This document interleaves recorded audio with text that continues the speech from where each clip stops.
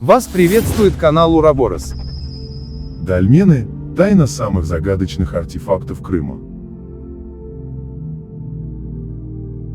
На Крымском полуострове в местах пересечения подземных рек и разломов земной коры в разной степени сохранности располагаются памятники архитектуры первобытного общества, обобщенно называемые мегалитами «Большой камень». Эти загадочные артефакты прошлого, о происхождении и назначении которых ведут дискуссии ученые и эзотерики, до сих пор плохо исследованы, практически не включены в туристические маршруты и лишены бережного отношения со стороны местных жителей.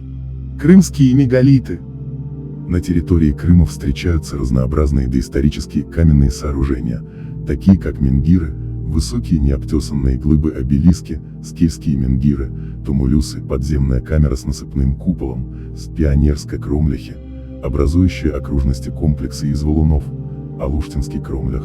Однако наиболее распространенной формой древнего зодчества являются дольмены, представляющие собой сложенные из глыб песчаника четырехгранники с одним отверстием-лазом, накрытые сверху каменной крышкой, севастопольские дольмены ташкой. Обычно располагаясь ансамблями от 4 до 40 штук, они называются таврскими ящиками, хотя появились на этой земле намного раньше представителей племени тавров, живших здесь с 6 века до нашей эры по 1-3 века нашей эры. Может быть гробница. Историки и археологи на основании найденных внутри некоторых дольменов останков людей и животных сделали заключение, что эти каменные строения в далеком прошлом служили погребальными камерами. Однако в них хоронили не всех представителей племени, а только знатных членов, совершая над ними магические ритуалы. По одной версии, перед похоронами усопшего из дольмена извлекался прах предыдущего покойника, поэтому крайне редко встречаются таврские ящики с большим числом захоронений. По другому мнению, в случае заполнения склепа, из него убирали все, кроме черепов, и продолжали добавлять новые тела.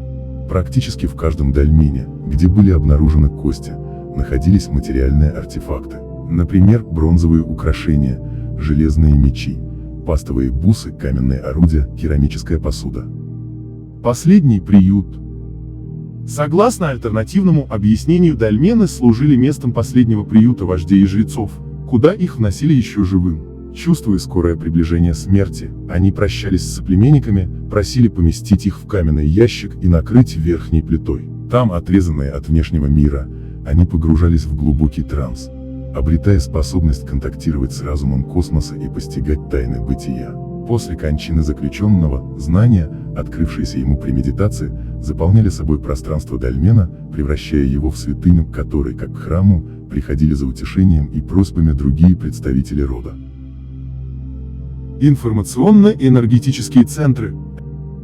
Опираясь на том, что мегалитические сооружения, подобные крымским дольменам, можно обнаружить в разных частях планеты от Америки до Японии, от Ирландии до Африки, некоторые исследователи сходятся во мнении, что они являются частью единой всепланетной информационной системы. Возведенные вовсе не в хаотичном, а в точно выверенном порядке, они имеют непосредственную связь с энергополями Земли, оказывающими воздействие на эволюцию цивилизации. Каждый человек, находясь близ фокусирующего энергопотока дольмена, становится трансформатором очищающей энергии, восходящей из недр планеты женское начало, и уходящее в космос мужское начало. Однако такими свойствами обладают только сохранившиеся в первозданном виде дольмены, накрытые крышкой плитой. Состоящий из кварцевых вкраплений песчаник крымских мегалитов, эффективно проводя биотоки, дает возможность людям излечиться от телесных заболеваний, обновить ауру, испытать мистические переживания, пообщаться с предками и постигнуть будущее. Пронизывающие тело вибрации, внутреннюю дрожь, головокружение, пошатывание из стороны в сторону, холод и жар не раз испытывали на себе чувствительные посетители дольменов под Гаспрой. Генератор ультразвука. Ученые, занимавшиеся изучением крымских дольменов, установили, что в определенные часы дня из их акустической полости через круглое отверстие вырываются в космический эфир ультразвуковые импульсы установленной частоты. Наиболее мощные вспышки излучения фиксируются в предрассветное время, а также в дни весеннего и осеннего равноденствия. По мнению исследователей, древние жрецы обладали знаниями, как настроить дольмен на нужную частоту фонирования. Для этого они использовали глиняные горшки, на поверхности которых имелись специальные геометрические орнаменты, зигзаги и кольца. Проворачивая сосуд и меняя положение рисунка, они достигали необходимого уровня колебания. Кстати, по предположению разработчиков этой версии, человеческие останки, обнаруживаемые в таврских ящиках, принадлежат жрецам, которых хоронили в том самом дольмене, где они служили при жизни. Метод сборки. Очередной загадкой мегалитов Крыма является способ их возведения, поскольку дата их строительства восходит к векам, когда в арсенале людей были лишь примитивные орудия труда.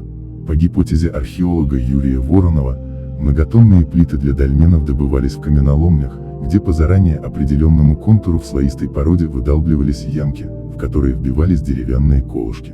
Постоянно заполняя водой углубления, строители добивались разбухания клиньев, которые расщепляли камень нужного размера. На следующем этапе отколотую глыбу помещали на деревянные катки и при помощи бычьей тяги доставляли к месту возведения архитектурных памятников, большинство из которых располагались на расстоянии свыше 1 километра от ближайшей каменоломни. Однако эта теория имеет противников, которые сомневаются в том, что животные могли транспортировать по извилистой гористой местности двухтонные камни высотой более 1 метра и длиной около 2 метров.